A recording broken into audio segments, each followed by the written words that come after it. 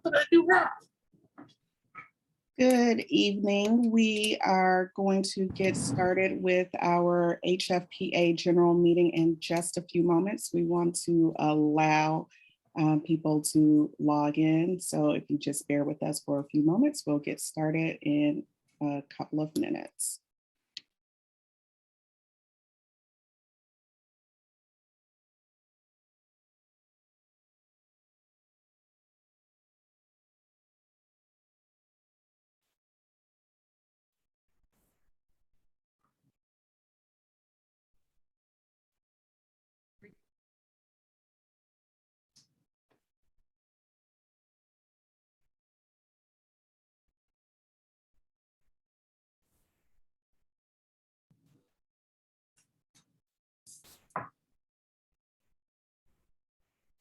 Okay, I think we will go ahead and get started for the sake of time. Good evening, everyone.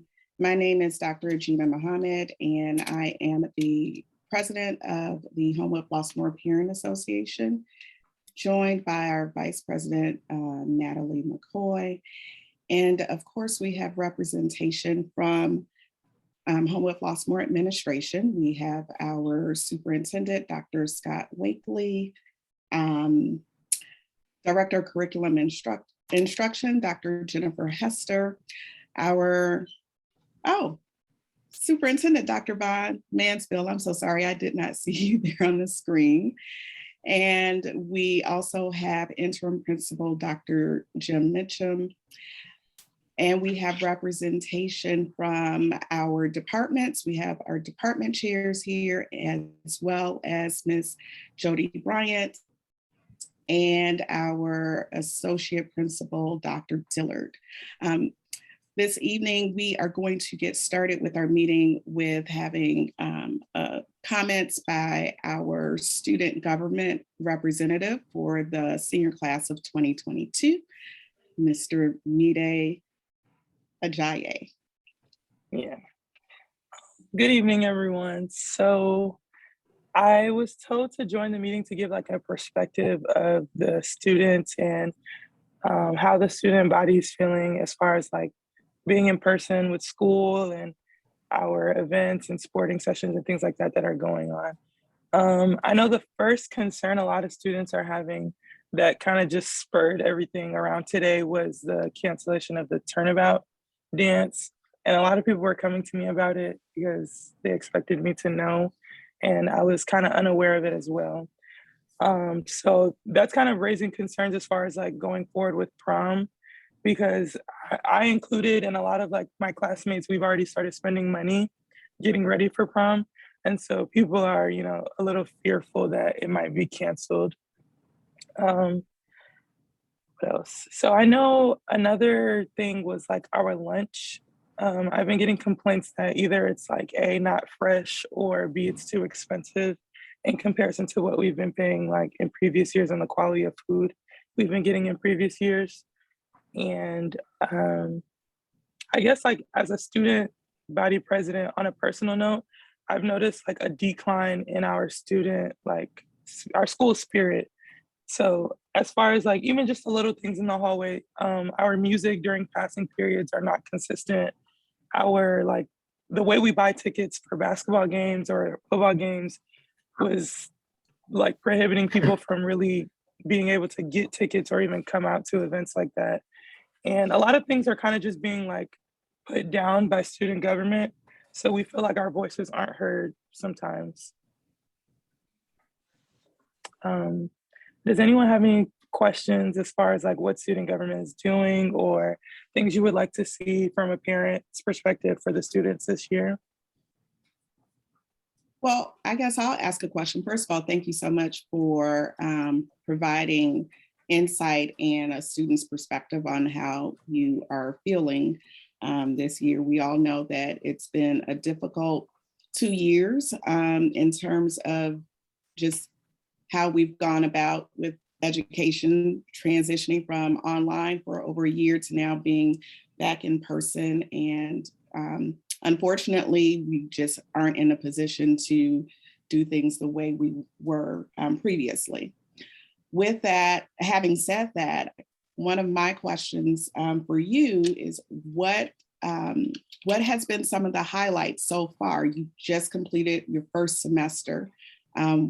What highlights have you all experienced as students? So we've done a spirit week for the school. So like each day has different dress themes.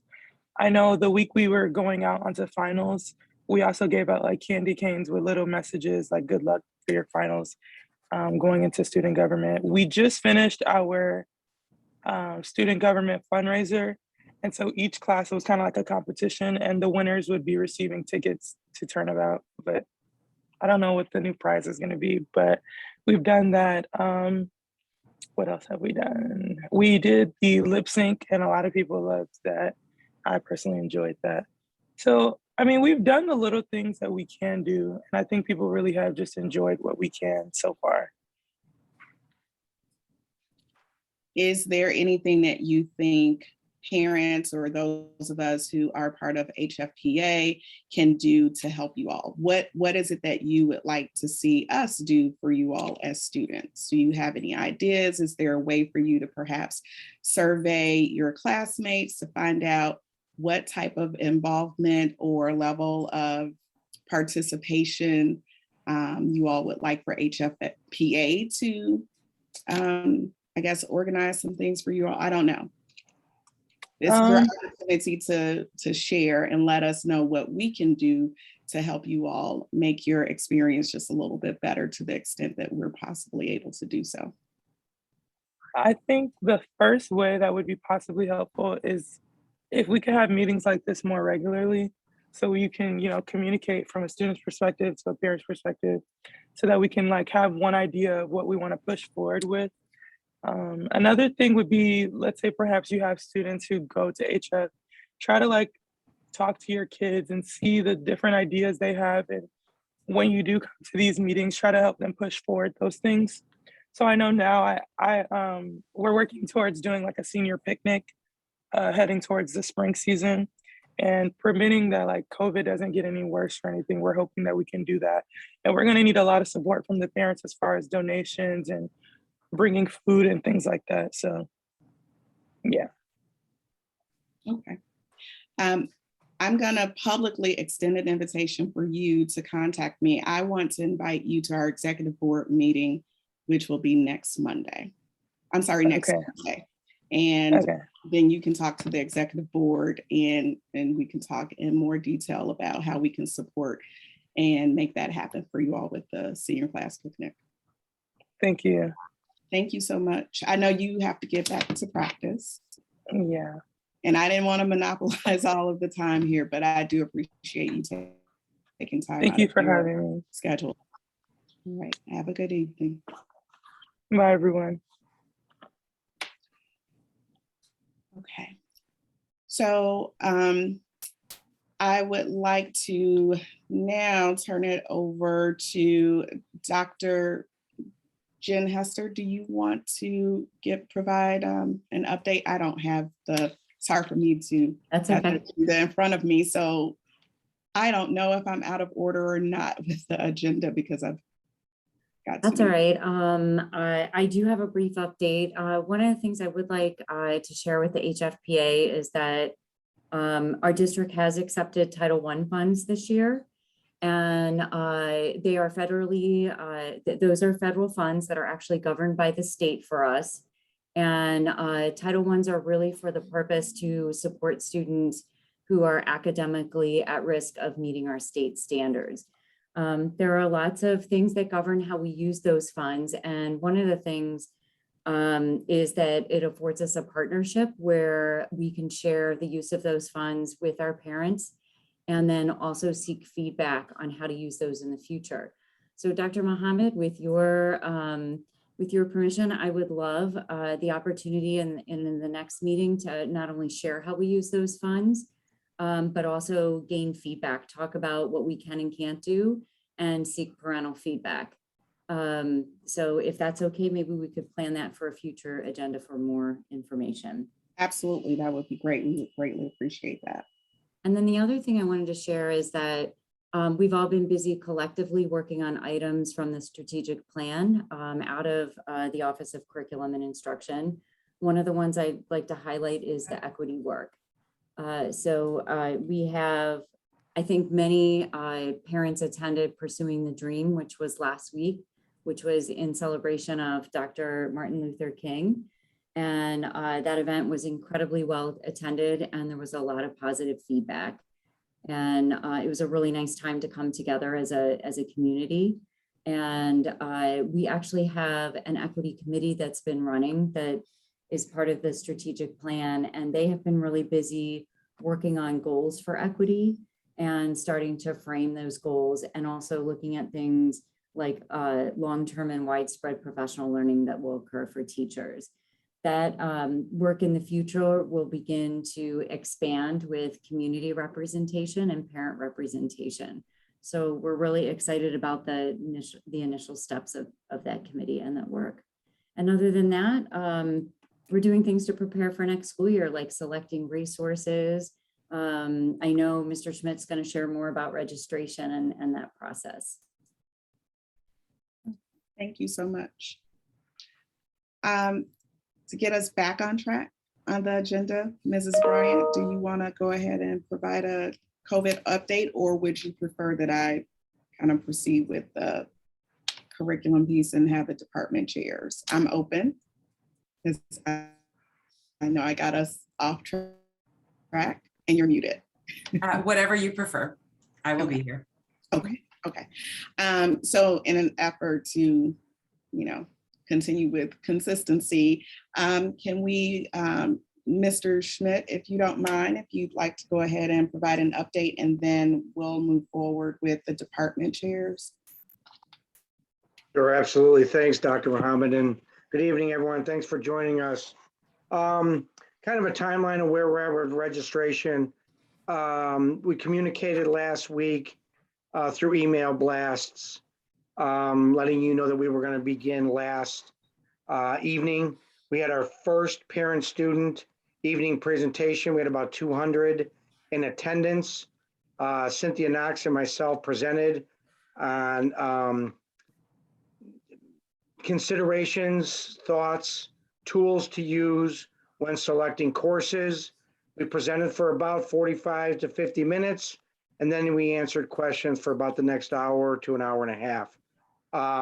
We will be repeating that this Saturday from 10 to 11 will be our presentation schedule time again. And then 11 to 12, we will be available for questions. So for those who are new on Saturday, they can jump in with their questions. And for those that attended last night, they can actually get into the course selection tool. And if they have any questions, they can then join us Saturday morning during that Q&A time, and then we can help walk them through any challenging areas that they might be facing. So today, this afternoon at 3:30, I'll say between 3:30 and 5 p.m., your child's school counselors released email to them through their counselor Google Classroom, the registration Google form. That form is unique to your child's school counselor and their class year.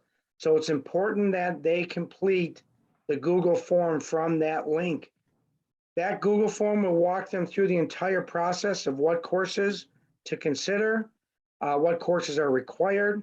All the links to all the necessary materials are in that Google form, connecting you to PowerSchool to look at former grades, to look at our course description book online, and to look at your child's infodynamics page on the website in order to see teacher recommendations for both course levels to consider as well as electives to consider.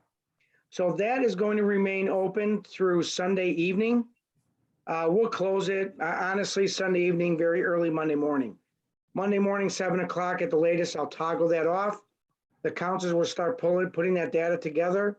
And then starting next Tuesday, January 25th, through Friday, February 25th, we will be meeting with all of our students through that time in order to finalize course requests.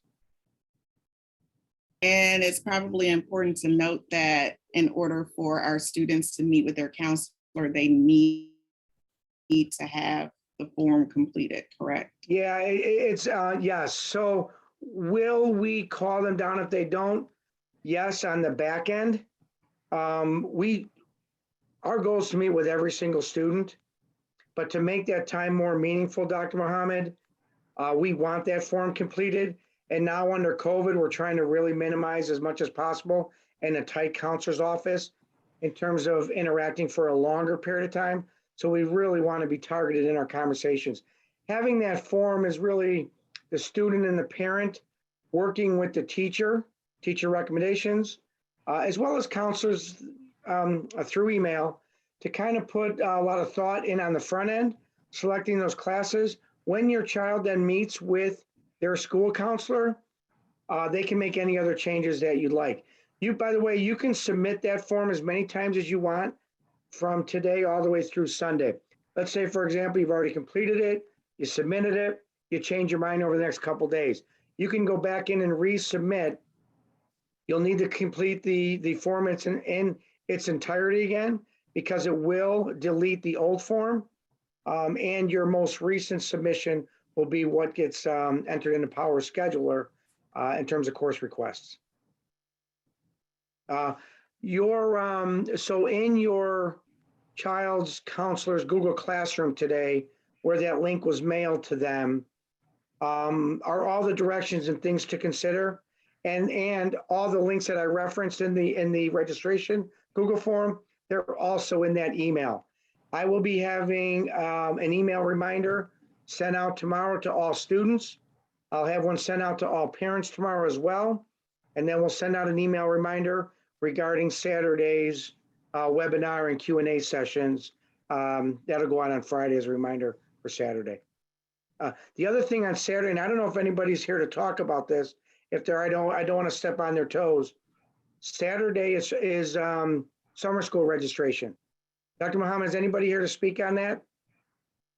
I'm not sure. I don't know if Good that would be evening, Dr. everyone. Oh, Dillard. I'm sorry, Dr. Dillard, you're here. Sorry, thanks. Yes, I am. Summer school registration is this Saturday from 8 a.m. to noon on the South Campus. Those students can come to the cafeteria and sign up for summer school.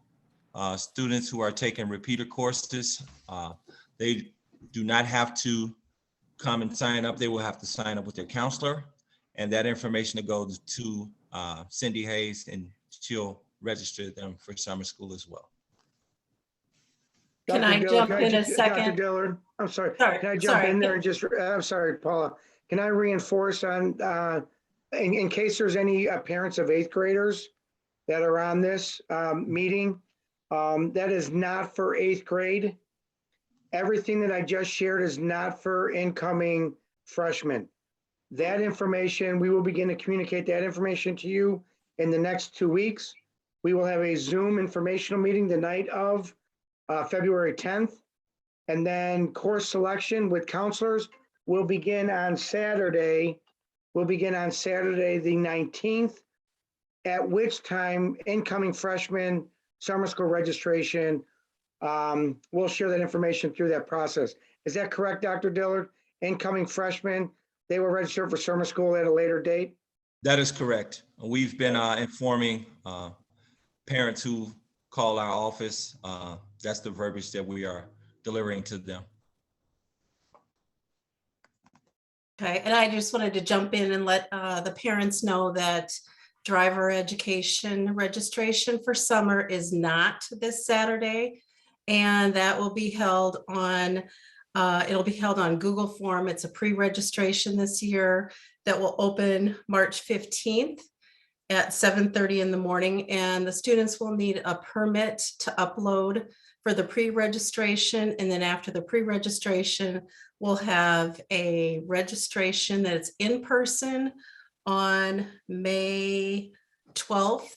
And at that point in time, the payment will be taken, which is $100 for the behind the wheel section. If there are freshmen who are 16 by November 1st of 2022, they can sign up to take the classroom and behind the wheel portion this summer, and that would be $175 for those two things. So hopefully, cross our fingers, the DMVs will open up and the kids can go get their permits. Any sophomores and juniors who haven't done that so far.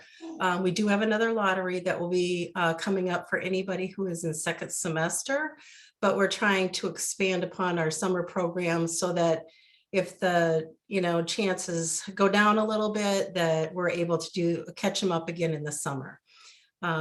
So that is actually my update as well. I wanted to make sure I got that out there far in advance and to make sure that Dr. Dilliter wasn't plagued with people signing up for summer driver ed on Saturday. So again, that form will open up. It's on the HF website and it will be open on March 15th. Thank Good evening, you. everyone. Well, we're on the topic of more all school issues. My name is Dave Cush. I'm the Department Chair of Assessment. And I just have a couple of quick items to update you on. First and foremost would be our all school testing, which is going to be coming up in April. The dates for that will be Wednesday, April 13th and Thursday, April 14th. Grades 9, 10, and 11 will test. Everyone's going to test one day and then they're going to be remote the next day. So it'll be remote instruction asynchronous. You'll see a letter in the mail with more details about that. Usually right before spring break is when we start sending those out. That'll have your students' assignment in terms of which day and everything like that. So that's the main thing. Again, freshmen will take the PSAT 9, sophomores take the PSAT 10, and then juniors take the SAT. Seniors don't have a test in the spring, so they can use that time to finish up any college and scholarship applications or anything along those lines for their college intake process, career exploration, things along those lines. Secondly, for advanced placement, those exams are going to take place along with our IB exams in May. They begin on May 6th and run for most of the month. Students have already completed the registration process for that, and bills can be paid in PowerSchool. You have to use a parent PowerSchool account for that. There is a link to our payment system, which is called RICOR on the left-hand side, and your balance for any AP exams will be in there. We'd like for those to be paid by May 1st, but ultimately they're just on the students' fee accounts until paid. And then lastly, one of the things that will go on this spring is called the 5 Essentials Survey. We've been doing this for a couple of years now. It's a required survey that is part of the school report card. So students will be administered the survey at school during their Viking Compass class in February on the 4th, I believe, is our first administration date. We also have sent a letter home that has a link about that, about where you can view the questions and things like that. Actually, an email went out. If you didn't receive that email or if you need a copy or anything like that, please let me know and I'd be happy to get you in contact with that. All students will take it. There is an opt-out form if you'd prefer your student not take it. The questions are typically or generally about the culture and climate of the school, like my teachers do things in class that I find interesting, things along those lines. And that is it for the assessment office. Thank you. Thank you very much, Dr. Fish. Whoever wants to jump in, I'm just going to let you go right ahead. Mr. Miller. Good evening, everyone. Thank you very much. My name is Jonathan Miller. I'm the Department Chair for World Languages. Just a couple of things just to kind of make sure everyone understands. We currently we're offering 3 languages: Spanish, French, and Mandarin Chinese. Spanish and French offer up to AP and IB level 5. Mandarin offers level 5, but just IB. We don't have the AP for that. Along to just kind of piggyback off of Dave Cush, we are also doing some testing coming up. We have our access test for ELLs taking place next Friday. And then we will be offering the seal of biliteracy again. That's a test that students, I'm sorry. That's a test that students can take to show proficiency in English and a second language. This test, once they they score high enough on it and they show proficiency both in English and in the second language, they can earn college credit at any Illinois university. The seal of biliteracy is offered in at least 35 other states, and a lot of those states it's reciprocal. So students should be able to get college credit in multiple states. And it's a really nice alternative for kids that come into HF that didn't go to one of our main feeder schools that may not have been able to take level 1 in 8th grade. So by coming in as a freshman in level 1, they would, only be able to get to level 4, which isn't AP or IB, but they can still take that CELA biliteracy test to be able to earn some college credit through that. We have 2 National Honor Societies in the world languages. We have French National Honor Society and Spanish National Honor Society, and those are, those are pretty rigorous programs that they get involved with. We offer tutoring in all 3 languages. Spanish and French use their students in the National Honor Society to do most of the tutoring. There's always teachers in there as well to help out and support if they need it. And then our Mandarin teacher does some tutoring after school as well. Yeah, that's about all I got. Thank you very much, everybody. Thank you. Ms. Knox, would you like to provide updates? Good evening, everyone. And thank you for coming out to the HFPA this evening. I'm Cynthia Knox. I'm the Department Chair of Special Education here at Homewood Flossmoor High School. And in our department, tomorrow we have the awesome opportunity of welcoming our incoming freshman students and their families via Zoom call. That will take place at 6:30 p.m. It'll give the families an opportunity to talk about the 8th grade registration process and the transition meeting that each one of the students will have.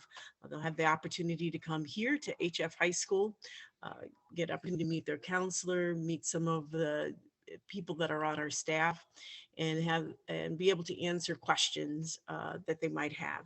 So we have the great opportunity of doing that tomorrow.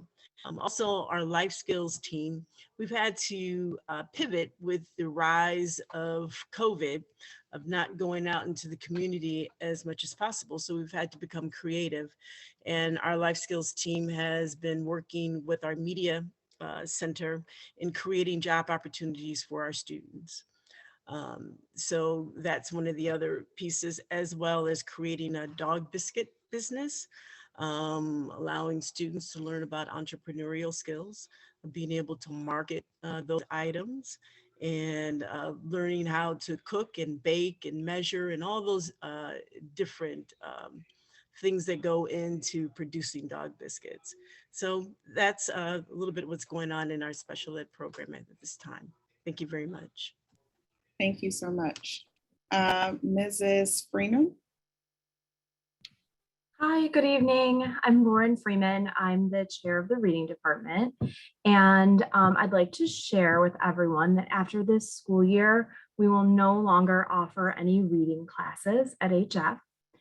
Beginning at the start of the 2022-2023 school year, students in need of reading support will receive such support through their social science classes in a co-teaching model. So this is going to allow our reading specialists the opportunity to provide targeted interventions to students using content area readings. It will also allow the opportunity for our specialists to teach skill and strategies in reading using content area material versus in isolation. So we are hopeful that this will allow for additional transfer of skills to content area readings and just allow students to process information much better. Thanks. Thank you. Ms. Miller? Good evening, everybody. I'm Jean Miller. I'm the English department chair, and a couple of things that are going on in the English department include our relationship with Prairie State, which is continuing by us offering a transitional English class, which gives students the opportunity to bypass the entrance exam for English and enroll in English 101 if they receive a C or higher in their English class at HF. Also, our ETA magazine and our Poetic Expressions are joining forces for the Word of Mouth event that's coming up in the spring. And the Poetic Expressions Club members will perform many of the pieces that will appear in the ETA magazine, as well as performing their own spoken word. Also, our Writing Center is up and running. It's been running since August, and Mondays through Fridays, we offer tutoring after school from 3:15 until 4 o'clock. So we have a lot of exciting things going on. Thank you. I have a quick question with the Writing Center. As far as the tutoring is concerned, is it available only in person or both online and in person? Currently, it is available in person before school from 7:30 until, it's for students that don't have an E-period, can come there. And then after school, it is manned by English teachers, and it is an in-person activity. Thank you. Thank you so much. Mr. Thomas? Welcome. I'm Department Chair of Career and Technical Education. You see that because I'm in my shop down here in this basement. Just kind of give you an idea of what we do in career technical education. It's kind of a catch-all for a lot of career classes. We have business, computers, engineering. We have a program called Project Lead the Way, which is a pre-engineering program across the state. Think about AP for engineers. We have an automotive program that we're exceptionally excited about. We literally have a race car. Kids built a 12-second quarter-mile race car. On that particular program, every one of our seniors are working in dealerships or shops, manufacturing, welding, family consumer science. In that area, we have child development, which actually in a normal year would have a Little Vikings preschool, which unfortunately because of the COVID isn't running this year. An incredible culinary program that actually will be expanding over the next couple of years. So we're looking into creating a commercial kitchen, providing our kids with multiple certifications within that area and fashion. So I'll leave you with that. If you have any questions, never hesitate to contact me and I can help you out with those matters. Thank you so much for those updates. Mr. Anello? Hi, good evening. I'm Nick Anello, the Social Science Chair. I'm giving the update for Dan McLean, the Math department as well, so I'll start with his. The Math department is full steam ahead, working with juniors in preparation for the SAT in April, as Dave mentioned. The juniors will take a no calculator pre-test on January 31st and a no calculator post-test on March 14th in their Viking Compass classes. In between the pre and post-test, math teachers will be working frequently missed questions into their lessons. And students are encouraged to join the SAT Prep Spring 2022 Google Classroom for helpful videos on the practice test, as well as extra resources. So feel free to reach out to Dan McLean with any of that. In social science, kind of going down what our groups are doing, walking through economics classes, they're working on, understanding and calculating things like inflation and GDP and unemployment. Walking by government classes today, where kids were writing breakup letters to Great Britain. In world history, students are continuing their focus on document analysis and building written and oral arguments, as that's kind of our entry-level course for social studies. And the electives are kicking off with their intro, modules, their intro lessons on psychology, sociology, law, international relations, kind of getting those second semester electives off. Thank you so much. Mrs. Wargo? Hi, we are very busy in fine arts. Our students are still able to experience a lot of what fine arts has to offer. Just some things may look a little bit different. We are still able in visual arts to participate in all of our competitions and shows. It's just that the ceremonies and the events just have shifted to be digital because some of those would have thousands of people. So that wouldn't really be safe. So we're still able to participate and see all the work just in a little bit different of a format. I have a lot of things to share. specifically in visual arts, so I'll stay there. We have 4 students from HF who are participating in the 7th annual National Art Honor Society juried show. There were over 1,600 national submissions, and that was juried down to 199 works, and HF has 4 of those. So across the country. So that's a huge, huge accomplishment for the kids. We just got word of that this week. So that was fantastic. We are actually starting to enter our showing season. So we're gathering work and submitting that. We will have our regular shows, our state competitions, as well as our local competitions. We do participate in the congressional show with Robin Kelly. So that will be coming up in a couple months. We have our SWSC, our conference competition, our state competition. And one of my favorites, there's also a senior scholarship competition where students can submit portfolios of their work online. And a great number of colleges are able to look at that and extend offers to our students. So we're really excited to see what happens there. And I know that they're just going to do a great job. In music, we have All-State coming up. So we have a tuba player who's qualified for All-State, Charlie Canettle. Prior to that, students participated in a district audition.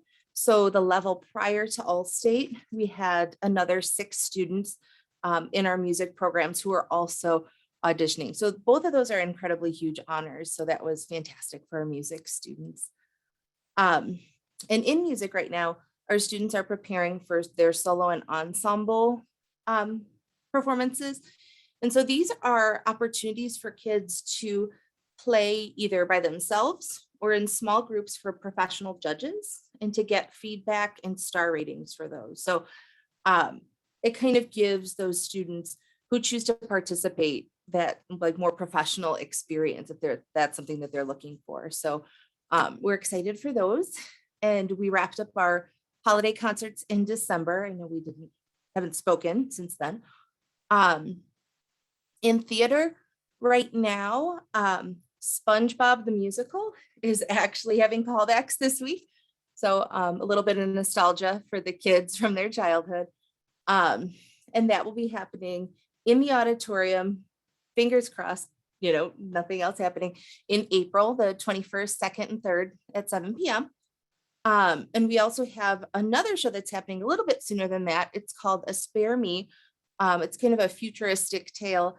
And this is our New Faces production, which are students who are new to theater and who just kind of want to get in and try it out. So that will be happening in the Performing Arts Center February 24th, 5th, and 6th. So 7 p.m., and then 2 in the afternoon. And again, those are all ticketed. So that's a little bit different maybe than in the past. So you want to hop on the website, reserve your seat for those events. Something else that's huge is we just wrapped up accepting applications for the Fine Arts Academy. So we have a whole bunch of new juniors who are ready to enter into the academy and register this weekend for those classes. And we're just so excited to see our next group of MVP students. So a lot going on. Oh, and one other thing, I don't want to forget this. All-State, we had All-State Theater. We had 2 students in tech theater who went on. So we had Kobe Gosha, who worked on sound, and Destiny Garner, who worked on lighting for the All-State production in Bolingbrook.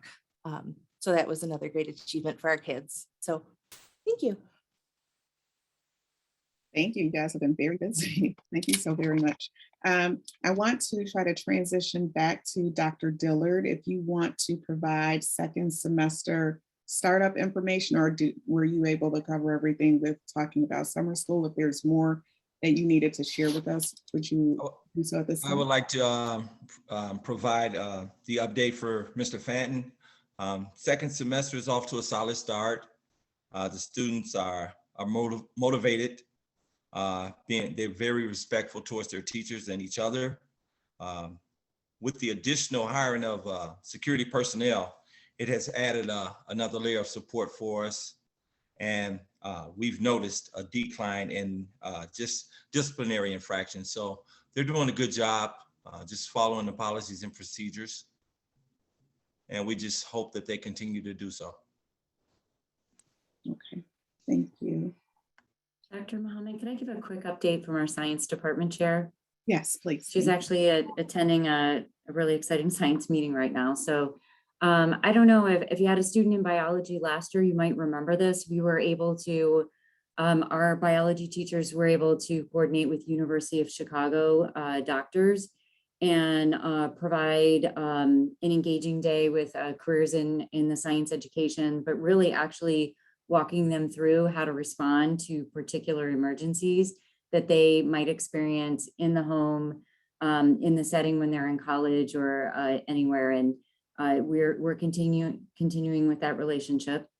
Microbiology is bringing in specialists from the Lincoln Park Zoo this year, and they're going to discuss how the zoo prevents the spread of zoonotic disease between zoo animals and people and wild animals and zoo animals. It's the 5th year that they've done that, and that continues to be a success and a good learning experience for our students. We have already been, and some of you may have already gone, our science department has been collaborating with the Homewood Science Center. And on the last Saturday of each month, we have ambassadors from HF, and they do demonstrations for younger students. So it's a good thing, either if you have a younger student that wants to go and learn from some of our HF students, or if you want to see our students in action. Thank you for the update. And I am very happy that you all are continuing with that partnership with the University of Chicago, because the person who runs that program is a fellow alum, and I'm glad that that is still happening. So thank you for that update. I guess we can transition now to Mrs. Bryant for COVID updates. Sure. Would you mind, Dr. Mohammed, if I shared my screen? Go right ahead. Okay. I could do this correctly. Share. Okay. So in terms of the update, I think everyone is aware that we did have a large surge of cases over break amongst our students and amongst our staff. So I just wanted to pull up our new website here. Just close that. There we go. And there's a few easy ways to find things as a parent. We have the parent tab at the top, which continues to be full of resources specifically for parents. In terms of COVID, you can get it a number of places. You can go to the COVID dashboard right off of district info. But what I did want to point out is we have our COVID reporting form is here, and we'll talk about that in a moment, but our COVID dashboard. And this kind of tells the story that we've been all partaking in the last couple of weeks. So when we look down at the dashboard, we see two tabs, a tab for students and a tab for staff. So in the last 2 weeks, we did have that dramatic increase, and you can see that peaking at about 22 positive cases that had test dates of the 22nd or of January 3rd. And so that's kind of where it peaked. It started to ramp up right after the main holiday events. And since that time, with that peak of the 3rd and the 4th, we have slowly moved down. And you can see that peak with the students, and you can also see it with the staff about the same time. So staffing wise for the school, we've had great levels of staffing. At the highest, we had 7 classroom teachers out with COVID. We had some additional teachers out that were not classroom teachers. But for example, today we only had 3 staff members across the district of 350 staff members out with COVID-related absences. In terms of the dashboard, I did want to point out one thing. So when we get a COVID report of a positive case, we record it with the positive test date. So you can see that on the 19th and 18th, we don't have any positive cases on those dates. We did have 2 positive cases reported to the school today, but those test dates were actually the 15th and the 16th. So we record them, each student, only one time, and we record them with the date that their test is taken. And then from that date, the quarantine procedures move forward after that. And then also on the dashboard, as you scroll down, you can look at our tests, our cases, and our positivity rates from the zip codes of the communities that feed into our school. One of the things I wanted to point out was the school adopted, effective on Tuesday, the reduced quarantine and isolation timelines for positive cases and close contacts. So we sent a letter out yesterday, and we also sent out some flow charts, but I just wanted to point out that they are here. So when a family experiences a positive case with a student, they would call or report it on the COVID reporting form, or if they're having COVID symptoms, or if they're close contacts. So that remains the same. But in terms of what happens, that has changed a little bit. In terms of positive cases, that's an easy one. It's for everyone, regardless of vaccination status. There is a quarantine minimum of 5 days. That is a reduction from 10. In talking to parents last night, and today, a lot of the parents, if they have students that are experiencing symptoms, they're not coming back after 5 days. They're pretty much staying out the 10 days. But for the kids that are asymptomatic and not having symptoms, they're able to come back to school. So that has been a positive thing. And then in terms of having COVID symptoms, that's the same regardless of vaccination as well. If you're having COVID symptoms, obviously stay home. Get a negative test, and you can report back to school once your symptoms have improved. Or if you choose not to get a negative test, then there is a quarantine for 5 days. And then lastly, the thing that has changed the most, probably the most complicated, you can see by all the words on the page, is what if I have a close contact with a positive case? Now there's a lot of ifs and buts to this, but in general, if you are a close contact and your student is 17 ages or younger, and they have received the primary series of vaccination, not including boosters, if they've received that primary series of vaccination, they would not be considered a close contact and do not have to quarantine from school. If the student is 18 years or older, in order to not be considered a close contact, they have to have completed the primary series of vaccination and the booster. So with that comment, I'd like to point out that on January 26th, next Wednesday, we are having another vaccination clinic at the school during the school day. So we do encourage parents, if vaccination and boosters is something that they would like to do, we would like to again provide that access and availability at the school.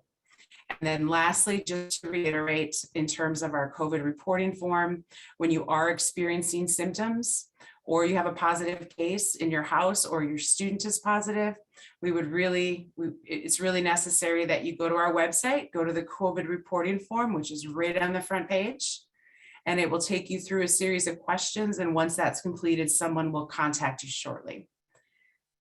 Are there any questions I can answer for anybody? I do have a question. If a student is quarantined for the 5 days, are they able to log in class remote, or how does that work in terms of instruction? How does it count? Is it count as an excused absence, or? Yes, it's absolutely an excused absence. When a student has reported that case and had that conversation with the staff member, they are put in as a remote learner, and that signals the teacher to provide a Google Meet link to the students. And it gives the students let's call it a window into the classroom, an open window, because they can hear. So they'll be able to see and hear what's going on in the classroom. It is not the same as hybrid learning that we had before, because most of the students were at home on the computer. Now, most of the students are in the classroom, but it does provide the student with that window into the classroom where they are able to see and hear instruction that is going on in the room. And even when the student gets back, the teachers have been doing a tremendous job working with the students and providing support as they make up that instructional learning that they've missed when they're gone. And it's important to remember too, that some of our students who are positive, they're just sick. They're in bed and they're sleeping and they're getting well. And some of them are logging in when they can, but we want parents to know as well that when they get back, we will do everything we can to catch them up. And also in terms of our tutoring program at HF overall, there is math and science tutoring every evening, Sunday through Thursday from 7 to 9 p.m. online. And I can show you how to get there really quickly since I already have this open. If you go to resources right at the top of the website, and you go to tutoring, those links are right here. So if I needed to go to Algebra 1 tutoring tonight, I would click here. I would join that class between 7 and 9 p.m. And there would be Homewood Flossmoor High School teachers there ready to support me that are familiar and experts in that curriculum. So I know a lot of students have been taking advantage of that as well to assist with some of that learning loss that is happening with the this is for all students, even prior to COVID. So this is available as well. And thank you for that brief tutorial, because I'm still trying to learn where everything is on the new website. It looks great, but yeah, we tried to keep it in terms of the navigation very similar to the prior website. And it is a lot, I think, a lot more direct in terms of the links and the navigation. So anyone that has any questions can feel free to contact us. And Computer Services is making a tutorial for us that we will get out to parents as well. But the primary information is under the parent tab. And then also the most frequently used links are right here on Quick Links. And we are also developing an app that parents will be able to download on their phone that will have some of those quick links available as well. And we're building that right now, and that we should be done with that in probably 3 or 4 weeks. oh, wow. Okay. Thank you so much. So if we can start with the superintendent updates, Dr. Mansfield, do you want to get started? And then I'll. Well, my update is going to be very short in the sense that I, number one, always appreciate coming to the HFPA meeting and hearing all the updates from the departments. The only thing that I might add, and I'd have to ask Jim Schmidt, for the 8th graders who would like to take Summer Academy, and maybe for Dr. Dillard as well, when can they sign up and how would they go about doing that if they were interested in taking a course coming into the 9th grade in that academy course? That I didn't hear. Well, for Summer Academy, they will also sign up doing the registration with Jim Schmidt, which is February 19th. That information will be forwarded to Ms. Hayes, and then she'll register them for Summer Academy. Okay, well, thank you. Well, that might be the only thing that I have to add, aside from we're going full speed ahead with everything, and given all the circumstances, I think we're trying to do it the best we can. I think it is a good idea to speak with the student government to get a direct voice from the kids, and I'm sure Dr. Wakely and also Dr. Mitchum will be grabbing those students as well, so that we have some additional information. But again, your feedback is always welcome, and we do appreciate that, and we try to be agile enough to respond to that feedback once it's received. So that's it, Dr. Muhammad. Thank you. Thank you so much. Dr. Wakely? Good evening. Thanks for having us. This is a great opportunity for us to communicate with our parents, and I appreciate that, just in the short amount of time that I've been in HF, the involvement of HFPA. I've been in a lot of districts with high schools that don't have a parent association, and it's really a nice link between what's going on in the school and the community. But I just wanted to touch base. A couple things that you'll see. The school calendar was approved last night at the Board of Education meeting. And, of course, the most important thing is when a school is going to start. Next year, our students will come back to school, hopefully mask-free and back to normal, whatever normal is anymore, on August 17th. And that will be that first day that will be for freshmen and new students coming into the district, so they'll have an opportunity to transition, have the whole school somewhat to themselves, and teachers really have an opportunity to have conversations and give tours and kind of take away some of the uneasiness that always comes with the start of entering a new school as a freshman or even a new student. But we are. When you look through the calendar, a lot of the traditional dates are still there in terms of being in school. One thing that's a little different next year will be our Our winter break will start for students. Their last day will be on the 22nd. So the way Christmas Day falls later into the weekend. So the one thing that normally we would be off that entire week, but what we've done is the week after Christmas, we will be off. And then the week after New Year's, we will take that entire week. So the number of days will be the same. Hopefully we won't need this, but it also provides us a transition period after the holidays, just in case there is COVID still in the air. That gives us some time after the holidays for us to hopefully be able to rid ourselves of any quarantine that needs to take place. Spring break is also a little different. Normally, it would be the last full week of March. It will be the first week of April. It'll tie into the Easter holiday, and then we will have Easter Monday, as I like to call it, the day after Easter, off. And then, of course, our last day for students would be June 2nd.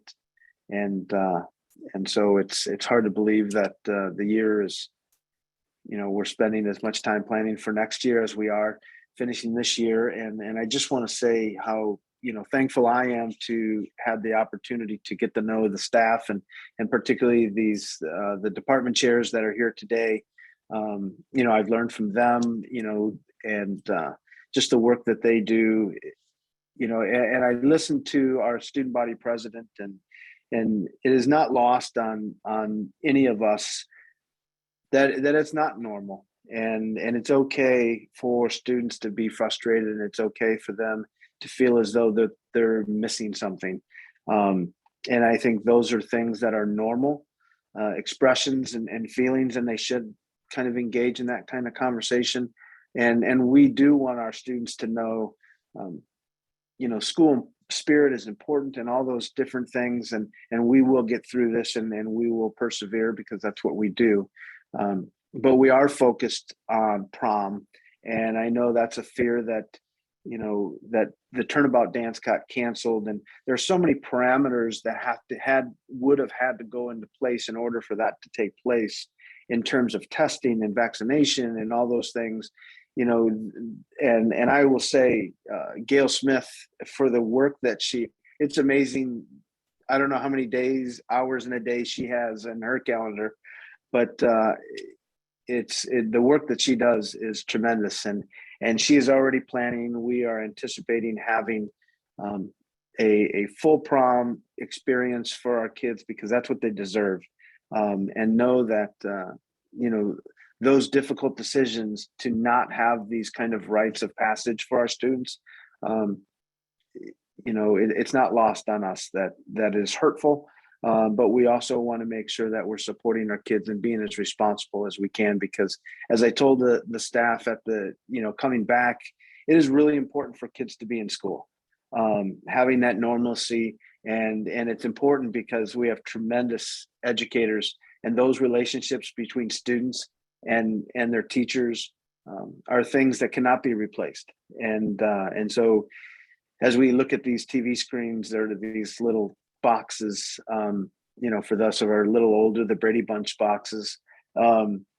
It's just not the same as building those relationships in person. So that's all I have to share. I do, because I know it's on the agenda.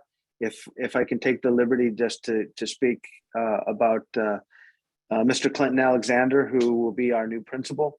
I'm really excited for his addition to our building. He has a great reputation from every place he's been, as we've done background checks and talked to people and teachers that he's worked with.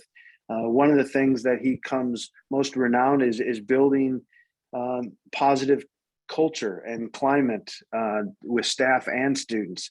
In fact, he was a statewide presenter at the Illinois Principals Association on building a positive culture with staff and students. So I think, he brings a passion and an energy for teaching and learning, but also being a partner.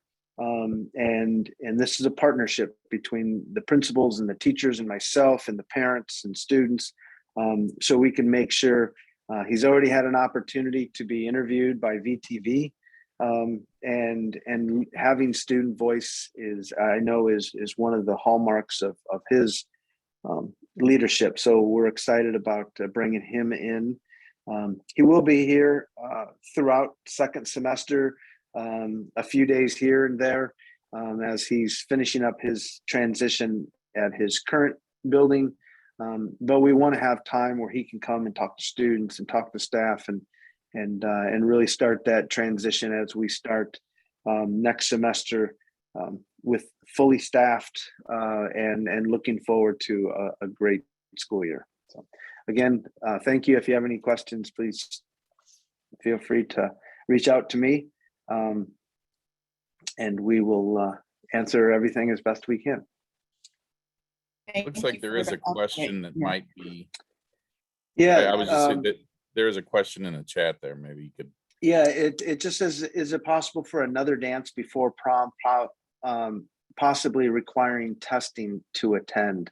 That is a conversation that we have had as an administrative team of looking at, since we can't have turnabout, is there something else that we can do for our students?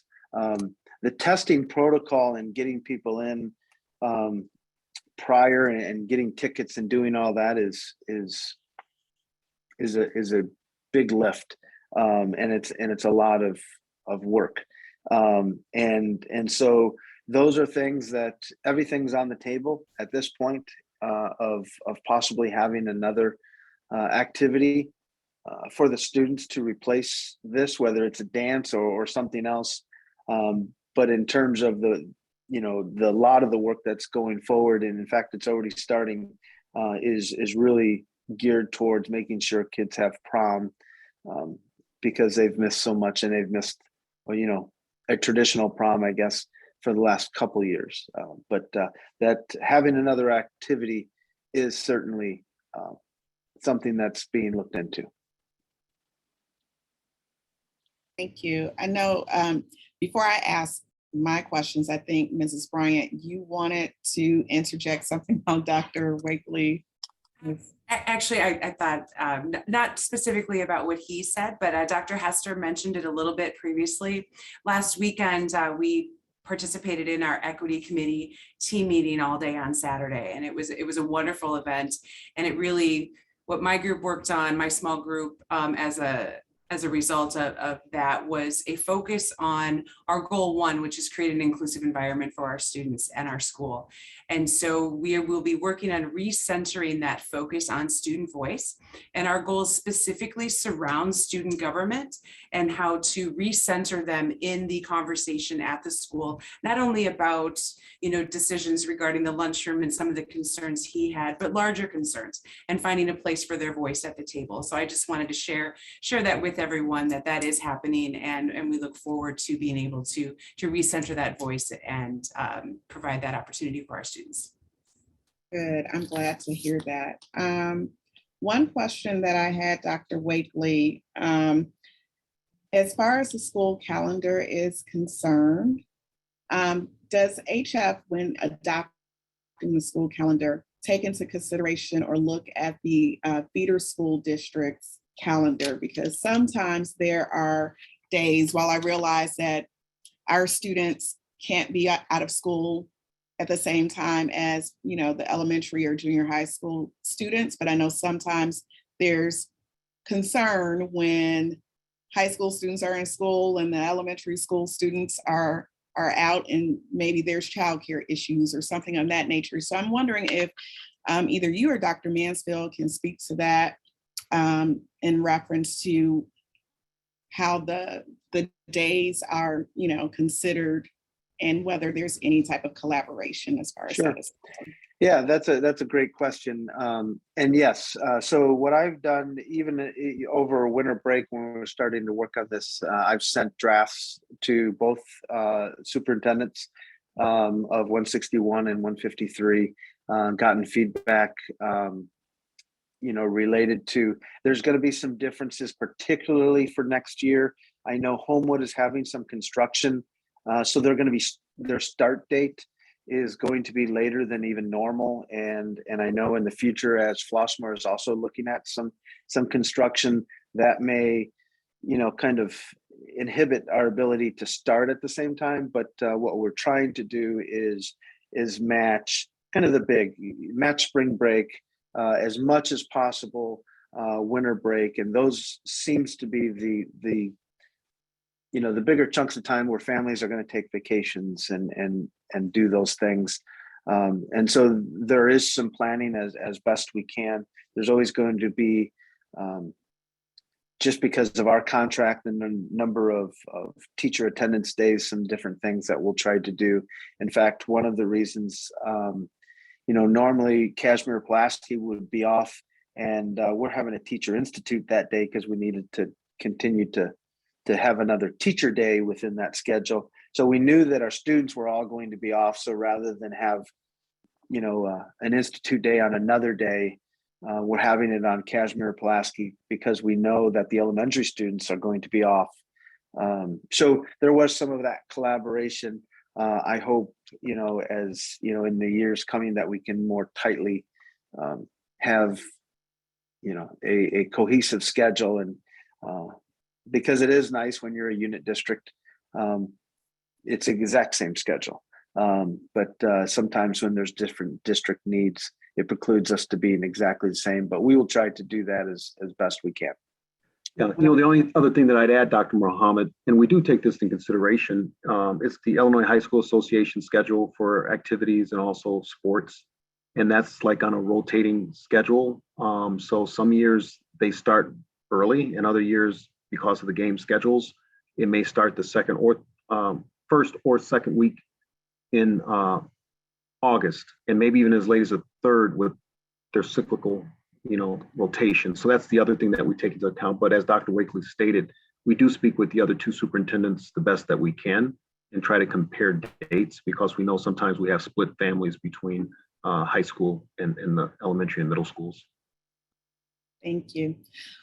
We have two questions. One is, when it's the end of the school year for 2021, 2022, I believe that, I know it's the end of May, but I don't have the exact date in front of me. Does anyone know when the last day of school for this year is? I know when graduation is. Last day, not soon enough. Last day of final exams this year is Thursday, May 26th. Marking day is Friday, the 27th. Graduation is on Sunday, May 29th. Okay. And then Dr. Wakely, I believe you stated that the end of the school year for the 2022-2023 is June 2nd. Is that correct? Yes, June 2nd. Okay. That would be last day for students. Last day for students for next year, 2023, is June 2nd. And for this year, the marking day is on May 27th, and the last final is on May 26th. Right? Mr. Miller, Dr. Wakely? Okay. that's right. Have one, another question. A parent wants clarification. Mrs. Crawford, this question is for you. They want clarification about the sign-up date for Behind the Wheel. They thought that it's this Saturday. I can tell you that it is not. But Mrs. Crawford, if you'd like to give clarification on how parents can sign up for Behind the Wheel with the Google document, that will be available. All right, I just typed it back in the chat again. The Google form will open March 15th at 7:30 in the morning. And then that's a pre-registration, and the registration will be in person May 12th. And you can go to the website, and it's on the physical education page under driver ed. And there's quite a bit more information about the program found already and posted up on the website there, or give me a call or send me an email, pcrawford@hf233.org, and I'll be happy to chat with you about that. Thank you so much. I want to thank you all for taking time out of your schedule to provide us with these updates and making yourself available to our parents. And I'd also like to go on record as saying that the HFPA would certainly like to extend an invitation to Mr. Alexander to, introduce ourselves and meet with him prior to the beginning of the school year. So once he's on campus a little bit, please let us know. We'd love to meet with him. But again, thank you all. Our next meeting is scheduled for Wednesday, March 16th at 7 p.m. via Zoom. And the link is always made available on the HF website. If you look under the Parents tab for HFPA, you should be able to find the link, or check the HF FYI, which comes out every week, for the link as well. So thank you all so very much, and we will see you all in March. Have a good evening. Thank you, everyone. Thank you. Night, everyone. Thank you.